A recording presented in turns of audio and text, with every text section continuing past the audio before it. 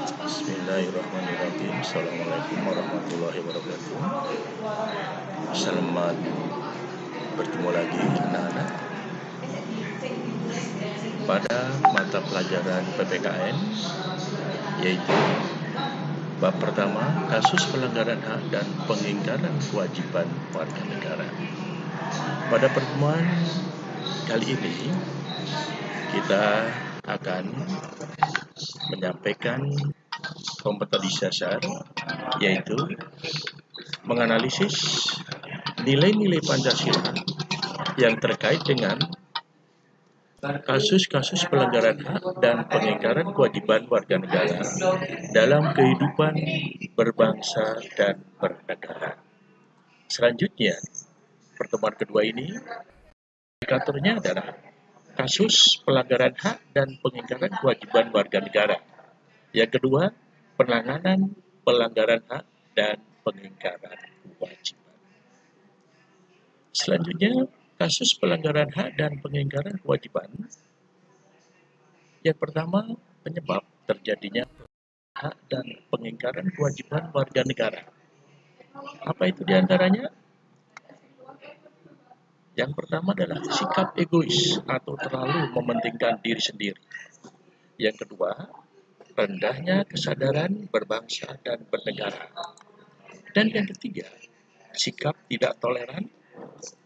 Keempat, penyalahgunaan kekuasaan. Kelima, ketidaktegasan aparat penegak hukum. Dan yang keenam, penyalahgunaan teknologi. Selanjutnya,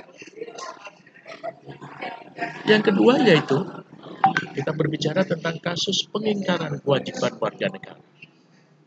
Pengingkaran kewajiban warga negara diantaranya apa saja? Satu, membuang sampah sembarangan. Yang kedua, melanggar aturan yang berlalu lintas. Yang ketiga, merusak fasilitas negara. Yang keempat, tidak membayar pajak kepada negara. Dan yang kelima, tidak berpartisipasi dalam usaha pertahanan keamanan negara. Dan masih banyak lagi kasus-kasus pengingkaran kewajiban warga negara. Sementara kasus pelanggaran hak warga negara, yang pertama adalah proses penegakan hukum masih belum optimal dilakukan. Yang kedua, saat ini tingkat kemiskinan dan angka pengangguran di negara kita masih cukup tinggi. Dan yang ketiga, makin merebaknya kasus pelanggaran hak asasi manusia. Dan yang keempat, masih terjadinya tindak kekerasan mengatasnamakan agama. Dan yang kelima, yaitu angka putus sekolah yang cukup tinggi. Dan yang keenam, pelanggaran hak cipta. Selanjutnya, penanganan pelanggaran hak dan pengingkaran kewajiban warga negara. Apa upayanya? Upaya pemerintah dalam menangani kasus, diantaranya yang pertama adalah supremasi hukum dan demokrasi harus ditegakkan.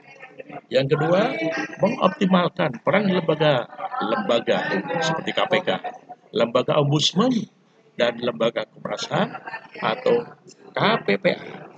Kemudian, meningkatkan kualitas pelayanan publik. Dan yang keempat, meningkatkan pengawasan dari masyarakat dan lembaga-lembaga politik.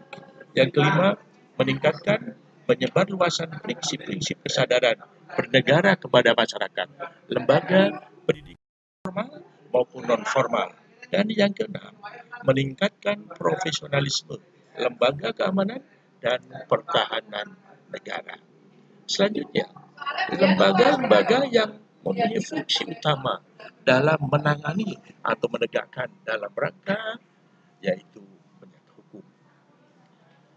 Lembaga negara diantaranya yang pertama adalah kepolisian, yang kedua Tentara Nasional Indonesia, yang ketiga Komisi Pemberantasan Korupsi, dan yang keempat lembaga peradilan.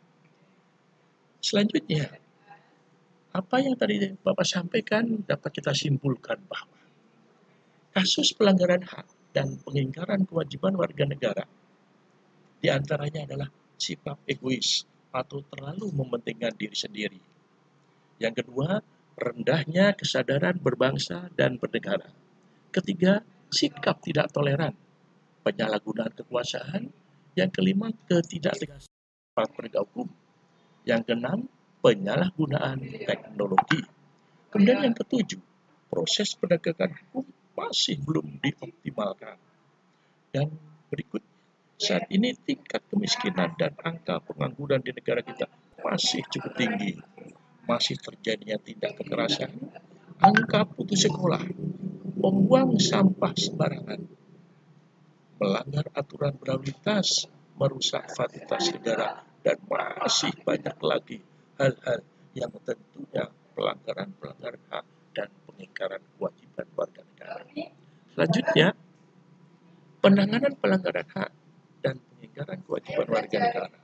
Yang pertama adalah supremasi hukum dan demokrasi harus ditegakkan. Yang kedua, mengoptimalkan peran lembaga-lembaga seperti KPK, Lembaga Ombudsman, Komnas HAM. Kemudian yang ketiga, meningkatkan kualitas pelayanan publik. Yang keempat, meningkatkan pengawasan dari masyarakat dan lembaga-lembaga politik.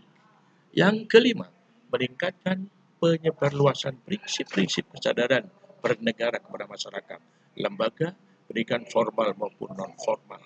Dan yang keenam, meningkatkan profesionalisme lembaga keamanan dan pertahanan keamanan.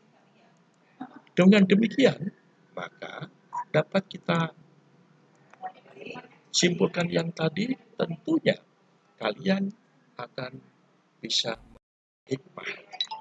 Hikmah apa diantaranya? Yang tadi, yang pertama terkait dengan kasus pelanggaran, kemudian penyebab terjadinya pelanggaran hak, kemudian kasus pelanggaran hak warga negara, kemudian kasus pengingkaran kewajiban warga negara, dan semuanya ini adalah merupakan kasus-kasus pelanggaran hak dan pengingkaran kewajiban. Di sisi lain, lembaga-lembaga harus dioptimalkan, baik itu kepolisian, KPK, dan lain sebagainya. Dan kesimpulan yang telah sampaikan Bapak tadi, tentunya kita bisa mengambil intisari. Silahkan kalian, yaitu untuk membuat rangkuman, simpulan apa yang telah tadi Bapak sampaikan. Kemudian merefleksi, bagaimana apabila kita melanggar tata tertib, misalnya tata tertib sekolah. Tentunya kita tidak mempunyai istilahnya rasa kita tidak enak, tidak tenang, dan lain sebagainya.